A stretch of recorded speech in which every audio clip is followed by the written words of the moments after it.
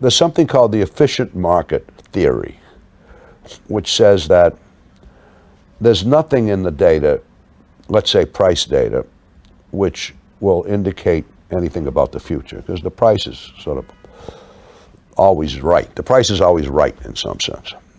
But that's just not true. So there are anomalies in the data, even in the price history data. For one thing,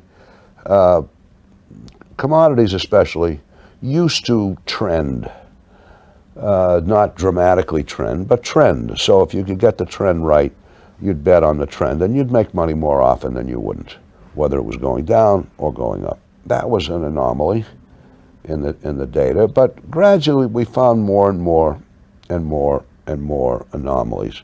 None of them is so overwhelming that you're going to clean up on a particular anomaly, because if they were, other people would have seen them. So they have to be subtle things.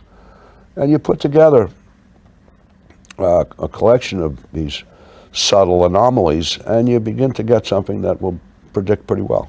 How elaborate are these things? Because in my head, I'm imagining, you know, some equation like Pythagoras equation, and you put a few numbers in and something spits out. But are these giant beasts of equations and algorithms, or are they simple things? Well, the system, as it is today, is extraordinarily elaborate. But it's not a whole lot of, you know, it's what's called machine learning.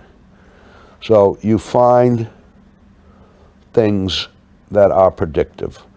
You might guess, oh, such and such should be predictive, might be predictive, and you test it out in the computer, and maybe it isn't, maybe it isn't.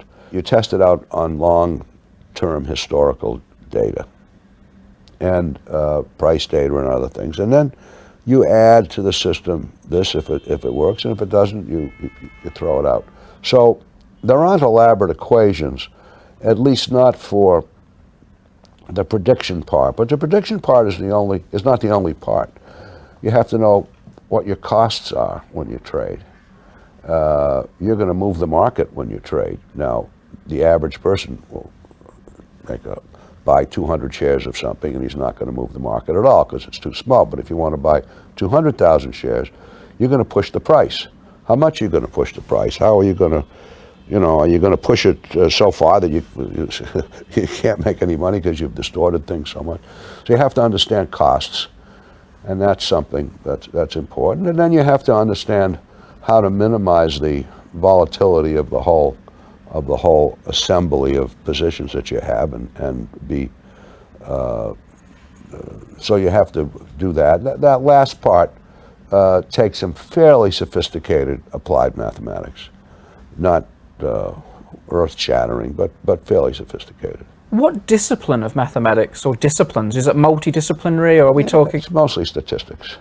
It's mostly statistics, and some probability theory, and but I can't get into, you know, what things we do use and what things we don't use. We reach for different things that might be effective. So we're very universal. We don't have any, but it's a big computer model. For one thing, there is a capacity to the major model. It can manage a certain amount of money, which is rather large, but it can't manage an enormous amount of money, because you're going to end up pushing the market around too much. So it's kind of a sweet spot as to how much it's reasonable to manage. Therefore, it would never grow into some behemoth which would, you know, take everybody out, and you'd be the only player. I mean, well, of course, if you were the only player, there'd be no one to play against. There are limitations, at least the way we see it. But we keep improving it. We have about 100 PhDs working for the firm. That's what I mean. I mean, how did you get to that point? Did you start to think, we need this, we need that? We just hired smart people. My algorithm has always been, you get smart people together,